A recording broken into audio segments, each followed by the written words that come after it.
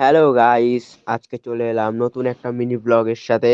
তারপর আমরা দুজন বেরিয়ে পড়লাম দমদম যাওয়ার উদ্দেশ্যে কিছু দরকারি কাজের জন্য। তারপর সেটা কমপ্লিট হয়ে যাওয়ার পর আমাদের দুজনেরই পেটে ইঁদুরের বড় দাদু দৌড়চ্ছিল। তাই আমরা ঠিক করলাম যে কোথাও একটা গিয়ে কিছু খেয়ে আসি। যেমন বলা তেমন কাজ, চলে গেলাম মধ্যম গ্রাম স্কাইডেক ক্যাফেতে। আর এখানের অ্যাম্বিয়েন্সটা দেখো। ফার্স্টেই চলে এলো ড্রামস অফ হেভেন।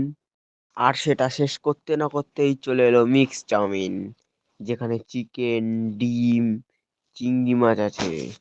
আর তারপর একদম লাস্টে চলে এলো ফ্রাইড আইসক্রিম, যার বাইরেটা ছিল ভাজা আর ভেতরটা আইসক্রিম।